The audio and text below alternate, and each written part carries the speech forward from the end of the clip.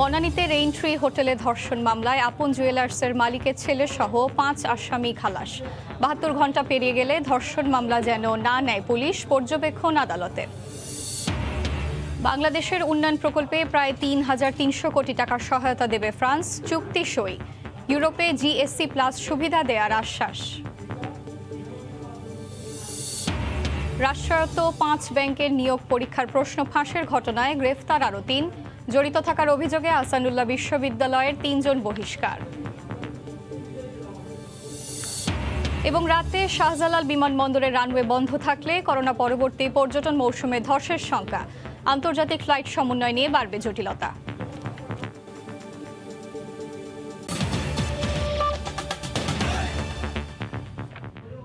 সময় সংবাদের সঙ্গে আছি আমি এশা হোসেন।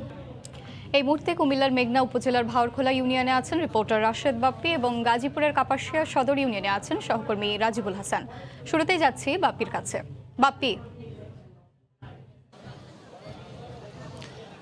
এসা দ্বিতীয় ধাপে ৮৩৮টি ইউনিয়ন পরিষদ নির্বাচনে ভোট গ্রহণ শেষে এখন চলছে ভোট গণনা। তবে এই যে প্রক্রিয়া, এটিকে কিন্তু বলা চলে এক ধরনের পরীক্ষা।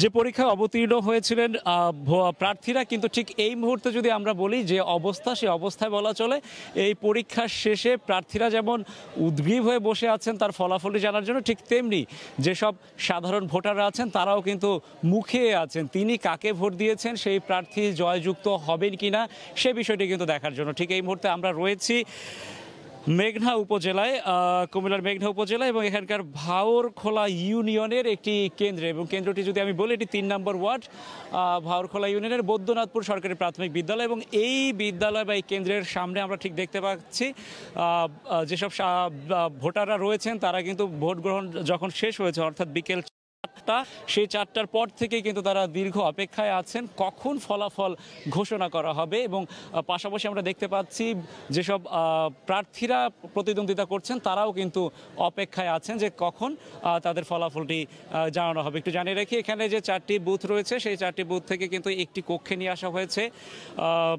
এগুলো যে ব্যালট পেপারগুলো কিন্তু একটি কক্ষে নিয়ে আসা হয়েছে এবং এখন প্রিজাইডিং অফিসারের সামনে উপস্থিতিতে সেখানে কিন্তু ভোট গণনা চলছে। এবং পাশাপাশি বলে নিতে হয় প্রত্যেকটি যে প্রার্থী রয়েছেন, যে প্রার্থীর এজেন্টরাও কিন্তু সেখানে উপস্থিত আছেন। একটু জানিয়ে রাখতে চাই যে এই যে মেঘনা উপজেলার 8টি ইউনিয়ন রয়েছে, 8টি ইউনিয়নের মধ্যে আমরা একটু যেমনটা দেখেছি যে কিছু বিচ্ছিন্ন বিক্ষিপ্ত ঘটনা ঘটেছে, একজন নিহত হয়েছেন। এর মধ্যে বলতে হয় যে চালিডাঙ্গা ইউনিয়নে কিন্তু সেখানে কিন্তু সকালে বিক্ষিপ্ত মারামারির ঘটনা ঘটে এবং সেখানে কিন্তু কিছুক্ষণ ভোট বন্ধ ছিল। পরবর্তীতে আবার কিন্তু সেটি পুলিশের হস্তক্ষেপে আইনশৃঙ্খলা রক্ষাকারী বাহিনীর সদস্যরা সেটি কিন্তু আবার পরিস্থিতি সামলে নেয়। পরবর্তীতে ভোট গ্রহণ শুরু হয়। পরবর্তীতে আমরা দেখেছি যে মানিকার চর যে এলাকা, সেখানে কিন্তু দুপুরের দিকে সংঘর্ষ হয় এবং সেখানে একজন শাওন নামে একজন মারাও গিয়েছেন। তবে বলা চলে যে বিক্ষিপ্ত বিচ্ছিন্ন কিছু ঘটনা ঘটেছে, সেখানে একজন মারাও গিয়েছেন, কিন্তু পাশাপাশি অধিকাংশ এলাকায় আমরা দেখেছি যে শান্তিপূর্ণ ভোট গ্রহণ চলছে। ঠিক এই মুহূর্তে আমি যে ইউনিয়নে রয়েছে সেই ইউনিয়নটিতে আমরা বিভিন্ন কেন্দ্রে আমরা ঘুরে বেরিয়েছি, সেখানেও কিন্তু সাবলীলভাবে এবং স্বাভাবিকভাবে কিন্তু ভোট দিয়েছেন ভোটাররা। প্রার্থীরাও কিন্তু এখন এক ধরনের উৎসবমুখর পরিবেশে অপেক্ষা করছেন কখন ফলাফল গণনা করে ফলাফল ঘোষণা করা হয়। আমরা একটু জানবো গাজীপুরের খবর, সেখানে আছেন সহকর্মী রাজিবুল হাসান। রাজীব, গাজীপুরের কি অবস্থা এই মুহূর্তে? রাশেদ, কোন রকম সহিংসতা ছাড়াই কিন্তু আজ সারাদিন গাজীপুরের এই যে কাপাসিয়া উপজেলা এবং এই উপজেলার 11টি ইউনিয়নে সকাল থেকে বিকেল 4টা পর্যন্ত ভোট গ্রহণ হয়েছে। এখন কিন্তু ভেতরে চলছে ভোট গণনা। সারাদিনের যে ভোটাররা তাদের ভোটাধিকার প্রয়োগ করেছে। জানিয়ে রাখছি যে এই যে কাপাসিয়া উপজেলা, এই উপজেলায় 11টি ইউনিয়নে কিন্তু দ্বিতীয় ধাপের যে নির্বাচন, সেই নির্বাচনটি অনুষ্ঠিত হয়েছে এবং এখানে সকাল থেকে ভোটাররা তাদের ভোটাধিকার প্রয়োগ করেছে। আমরা রয়েছি হচ্ছে পাবুর উচ্চ বিদ্যালয় কেন্দ্রে। এখানে আমরা জানতে পেরেছি 2072টি ভোট রয়েছে এই কেন্দ্রে এবং এখানে প্রায় 62% ভোট কাস্টিং হয়েছে এখনো পর্যন্ত আমাদের কাছে যে তথ্য রয়েছে। ভেতরে আপনারা দেখতে পাচ্ছেন যে এখানে আসলে ভোট গণনা চলছে এবং এসব যেসব এজেন্ট রয়েছে এবং আইন শৃঙ্খলা বাহিনীর সদস্যরা তারা ভেতরে কিন্তু এই ভোট গণনা করছেন। খুব স্বচ্ছভাবেই তারা ভোট গণনা করছেন আমরা যেটি দেখেছি। সব থেকে বড় যে বিষয়টি, এখন কিন্তু একেবারে যে আগ্রহের কমতি নেই। মানুষ কিন্তু এসে এই যে মাঠ, বিশাল মাঠের একটি পাশে তারা অবস্থান নিয়েছে। আইন শৃঙ্খলা বাহিনী আসলে তাদের যে অবস্থান নির্দিষ্ট দূরত্বে রাখার চেষ্টা করছে। কারণ আপনারা জানেন যে শেষ সময়ে কিন্তু মানুষের যে উৎসাহ উদ্দীপনা কিংবা জানার যে আগ্রহ, সেই বিষয়টি লক্ষ্য রেখে কিন্তু কোনো ধরনের সহিংসতা যাতে না হয় সেই বিষয়টি মাথায় রেখে আইন শৃঙ্খলা বাহিনী আসলে তাদেরকে এই মাঠের একটি প্রান্তে অবস্থান করতে দিচ্ছে। আরেকটি বিষয় যদি বলি যে এই যে 11টি ইউনিয়ন, এই 11টি ইউনিয়নে কিন্তু মোট ভোটার 2,86,000 আরও বেশি। আইন শৃঙ্খলা বাহিনীর সঙ্গে আমরা দুপুরের দিকে কথা বলেছিলাম, তারা আমাদেরকে জানিয়েছেন যে 11টি ইউনিয়নের মধ্যে কোনো ইউনিয়নেই কিন্তু সহিংসতা হয়নি, এমনটা জানিয়েছেন গাজীপুর জেলা পুলিশ সুপার SM সফিউল্লাহ। আরেকটি বিষয় আপনাকে শেষমেশ জানাই যে সকালে ভোটার সংখ্যা কিছুটা কম হলেও কিন্তু দুপুরের আগে ভোটার সংখ্যা বেড়ে যায় এবং পরপর দুপুরের সময় কিন্তু ভোটার আবার কমে যায়, আবার যখন 4টার আগে তখন কিন্তু ভোটার সংখ্যা বেড়ে যায়। এই যখন অবস্থা, তখন কিন্তু আমরা ভোট কেন্দ্রগুলো ঘুরে দেখেছি যে নারী ভোটার উপস্থিতি অনেকটাই বেশি পুরুষের তুলনায়। তো সব মিলিয়ে আমরা যদি বলি যে খুব শান্তিপূর্ণভাবেই আসলে গাজীপুরের যে 11টি ইউনিয়ন কাপাসিয়ার সেখানে নির্বাচন অনুষ্ঠিত হয়েছে এবং কিছুক্ষণ পরেই হয়তো বেসরকারিভাবে কেন্দ্র 123টি যে কেন্দ্র রয়েছে সেখান থেকে বেসরকারিভাবে ফলাফল দিয়ে তারা তারপর সরকারিভাবে সেটি গ্যাজেটভুক্ত হবে। তো এই ছিল আমার কাছে সবশেষ গাজীপুর থেকে। দ্বিতীয় দফা ইউনিয়ন পরিষদ নির্বাচনের ভোট গ্রহণ শেষ হলো। গাজীপুরের কাপাসিয়া সদর ইউনিয়ন থেকে আমাদেরকে সেই খবরই জানাচ্ছিলেন সহকর্মী রাজিবুল হাসান, এবং এর আগে কুমিল্লার মেঘনা উপজেলার ভাওরখোলা ইউনিয়ন থেকে খবর জানাচ্ছিলেন সহকর্মী রাশেদ বাপ্পি। আওয়ামী লীগ সাধারণ সম্পাদক ওবায়দুল কাদের বলেছেন, বিএনপি গণতন্ত্রের কথা বলে কিন্তু অগণতান্ত্রিক পথে ক্ষমতায় যাওয়ার চেষ্টা করে। দুপুরে সচিবালয়ে নিজ দফতরে ব্রিফিংয়ে তিনি কথা বলেন। তারা আত্মবিশ্বাস হারানো এক রাজনৈতিক দল, জনগণের প্রতি দায়িত্বহীনতা এবং জনঘনিষ্ঠ ইস্যুতে তাদের দূরে দূরে অবস্থান করার নীতির কারণে জনগণই তাদের দূরে সরিয়ে রেখেছে। বিএনপি ডাবল স্ট্যান্ডার্ড নীতি সর্বজন বিদিত। তারা ক্ষমতায় যেতে চায় কিন্তু নির্বাচনে যেতে চায় না। তারা গণতন্ত্রের কথা বলে অথচ অগণতান্ত্রিক ও চোরাগুলি খোঁজে ক্ষমতায় যাওয়ার জন্য। কোভিড ব্যবস্থাপনা, পানি সঞ্চালন এবং বিমান চলাচল খাতে আর্থিক ও প্রযুক্তিগত সহযোগিতা বাড়াতে ফ্রান্সের সঙ্গে 3টি চুক্তি করেছে বাংলাদেশ। শেখ হাসিনার প্যারিস সফরে দেশটির প্রেসিডেন্ট ও প্রধানমন্ত্রীর সঙ্গে বৈঠকের পর এই চুক্তি সই হয়েছে বলেও নিশ্চিত করেছেন পররাষ্ট্রমন্ত্রী। এই উন্নয়ন প্রকল্পে ঢাকাকে প্রায় 3,300 কোটি টাকা সহায়তা দেবে প্যারিস। সংবাদ সম্মেলনে মন্ত্রী জানান, ইউরোপে GSC+ সুবিধার আশ্বাস দেওয়ার পাশাপাশি রোহিঙ্গা সংকট সমাধানেও দৃঢ়ভাবে বাংলাদেশের পাশে থাকার প্রতিশ্রুতি দিয়েছে দেশটি। বিস্তারিত দেবাশিস রায়ের রিপোর্টে। দীর্ঘ 22 বছর পর ফ্রান্স সরকারের আমন্ত্রণে বাংলাদেশের সরকার প্রধান শেখ হাসিনার এবারের প্যারিস সফর যেন উচ্চ পর্যায়ের কূটনৈতিক সম্পর্কের অনন্য দৃষ্টান্ত হতে চলেছে। সফরের দ্বিতীয় দিন বুধবার স্থানীয় সময় সকালে প্রধানমন্ত্রী শেখ হাসিনা ফ্রান্সের ন্যাশনাল অ্যাসেম্বলিতে যান।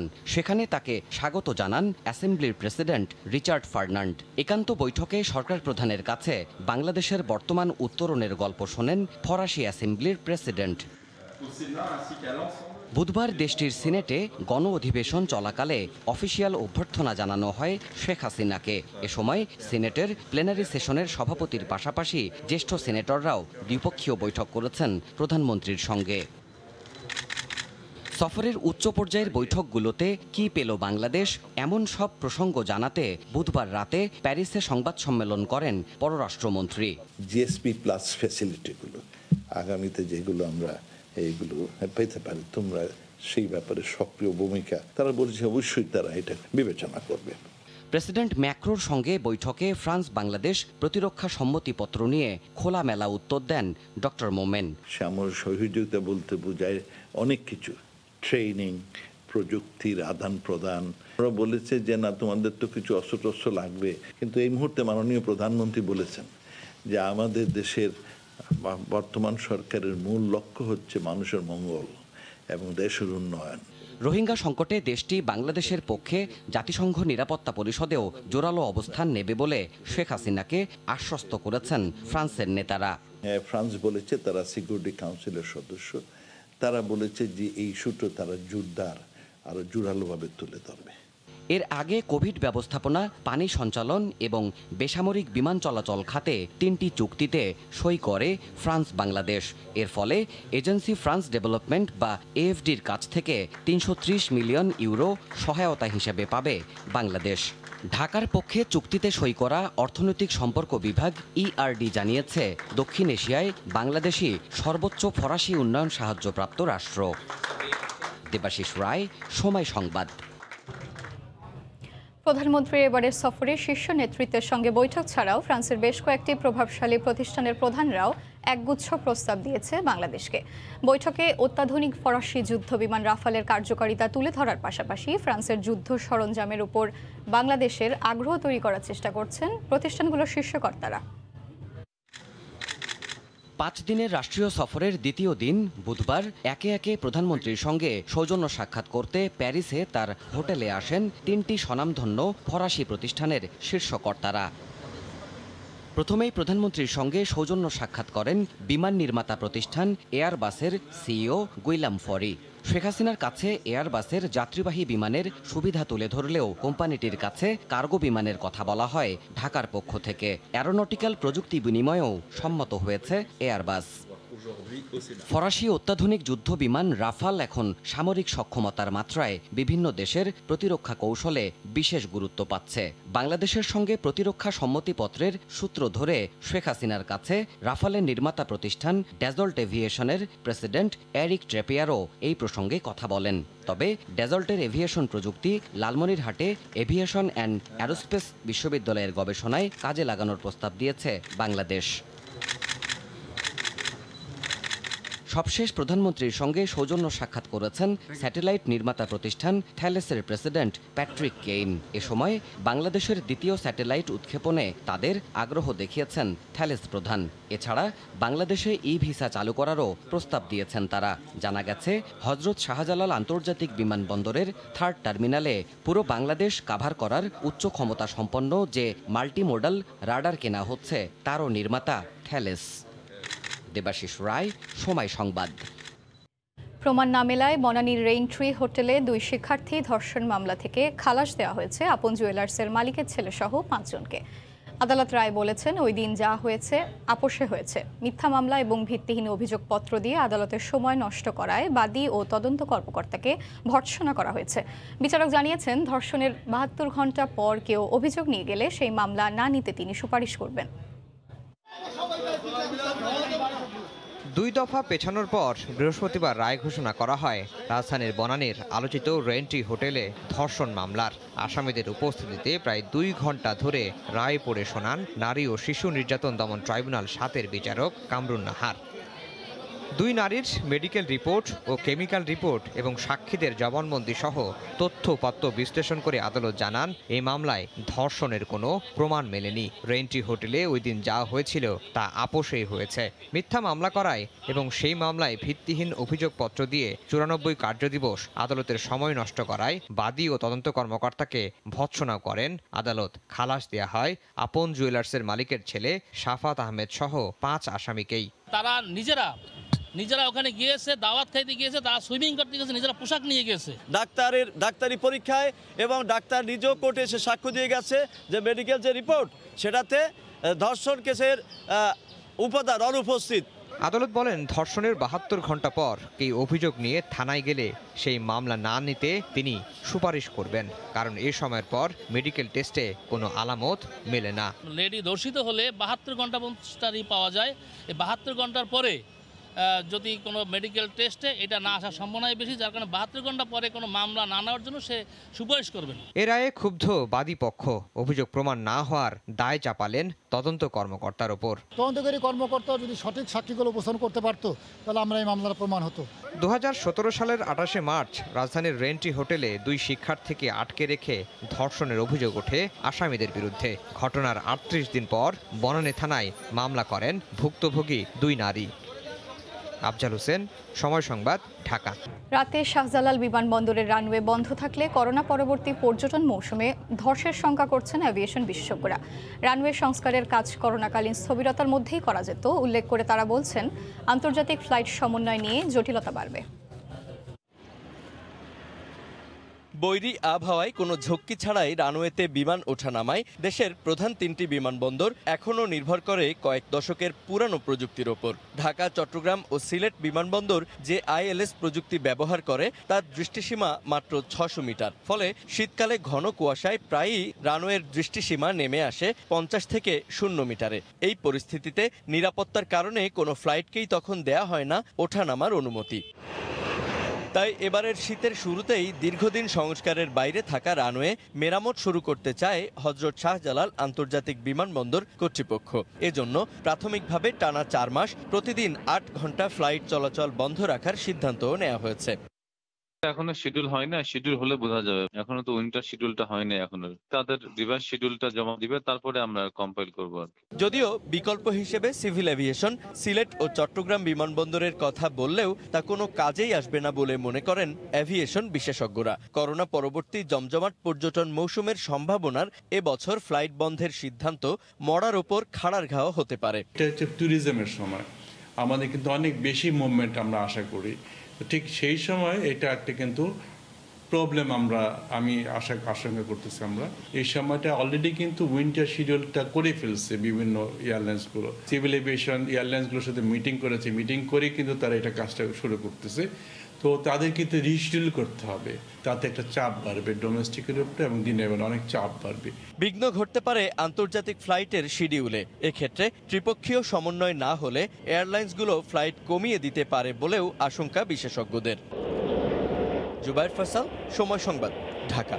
রাষ্ট্রায়ত্ত 5 ব্যাংকের প্রশ্ন ফাঁসের ঘটনায় আরও 3 জনকে গ্রেফতার করেছে গোয়েন্দা পুলিশ। এদের 2 জন ব্যাংক কর্মকর্তা। এই ঘটনায় জড়িত থাকার অভিযোগে আহসানুল্লাহ বিজ্ঞান ও প্রযুক্তি বিশ্ববিদ্যালয়ের 3 জনকে বহিষ্কার করেছে বিশ্ববিদ্যালয় কর্তৃপক্ষ। 6 নভেম্বর সোনালী, জনতা সহ 5টি রাষ্ট্রায়ত্ত ব্যাংকের নিয়োগের প্রিলিমিনারি পরীক্ষা অনুষ্ঠিত হয়। ওই পরীক্ষায় প্রশ্ন ফাঁসের সত্যতা পাওয়ায় গ্রেফতার করা হয় 5 জনকে। ডিজিটাল সিকিউরিটি অ্যাক্টের মামলায় আসামি করা হয়েছে 28 জনকে। অজ্ঞাত আসামি আরও 20 থেকে 25 জন। এ মামলায় বৃহস্পতিবার গ্রেফতার করা হয়েছে আরও 3 জনকে। গ্রেফতার 3 জনের মধ্যে 2 জনই জনতা ব্যাংকের সিনিয়র অফিসার। একজন এমদাদুল হক খোকন, অন্যজন সোহেল রানা। সোহেল নিজেও ফাঁস হওয়া প্রশ্নে ব্যাংকে চাকরিতে যোগ দিয়ে প্রশ্নপত্র ফাঁসের মাস্টারমাইন্ড হয়ে ওঠেন। তিনি এর আগেও 2 বার গ্রেফতার হয়েছেন। আরেকজন ঢাকা কলেজের সাবেক ছাত্র এবি জাহিদ। এদিকে প্রশ্ন ফাঁসের ঘটনায় জড়িত থাকার অভিযোগে আহসানুল্লাহ বিজ্ঞান ও প্রযুক্তি বিশ্ববিদ্যালয়ের ICT সেন্টারের টেকনিশিয়ান মুতারুজ্জামান, ল্যাব অ্যাটেন্ডেন্ট পারভেজ মিয়া এবং অফিস সহায়ক দেলোয়ার হোসেনকে বহিষ্কার করেছে কর্তৃপক্ষ। 3 জনকে রিমান্ড আমরা চেয়েছিলাম কোর্টে, কোর্ট 3 দিনের রিমান্ড তারা মঞ্জুর করেছেন, তাদের সাথে আমরা কথা বলছি। আর বাকি আরো 3 জনকে আমরা গ্রেফতার করেছি নতুন, এবং তাদেরও আমরা রিমান্ড চেয়েছি 10 দিনের। এবং আমরা মনে করি তারা যে প্রশ্নগুলি পেয়েছে এবং তারা কাদের কাছে বিক্রি করেছে, কত টাকা তারা কামিয়েছে, এই সবগুলো তথ্য তাদের কাছে নিব এবং তাদের সম্পত্তির হিসাব নিব। প্রশ্ন ফাঁস চক্রের সবার অর্থ সম্পদের খোঁজে মাঠে নেমেছে গোয়েন্দারা। চলছে মানি লন্ডারিং এর অনুসন্ধানও। হাসিবুল হাসান, সময় সংবাদ, ঢাকা। বগুড়ায় দালালির 50 টাকা কম পাওয়ার অভিযোগে অক্সিজেন মাস্ক খুলে নেয়ার পর 8ম শ্রেণীর শিক্ষার্থীর মৃত্যুর ঘটনায় আসামি ধলুকে ঢাকা থেকে গ্রেফতার করেছে র্যাব। 6 বছর ধরেই বগুড়ার জিয়াউর রহমান মেডিকেলে দালালির কাজ করে আসছিল ধলু। বৃহস্পতিবার রাজধানীর আব্দুল্লাপুর থেকে গ্রেফতার করার পর এক সংবাদ সম্মেলনে র্যাব জানায়, হাসপাতালটিতে অস্থায়ী ভিত্তিতে পরিচ্ছন্নতা কর্মীর কাজ করত ধলু।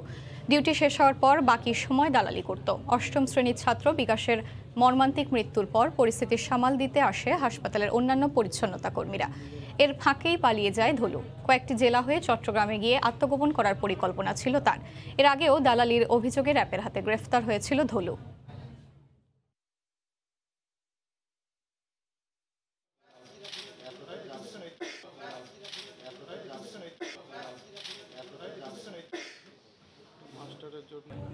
এ পর্যায়ে শীর্ষ সংবাদ জানিয়ে দিচ্ছি আরেকবার।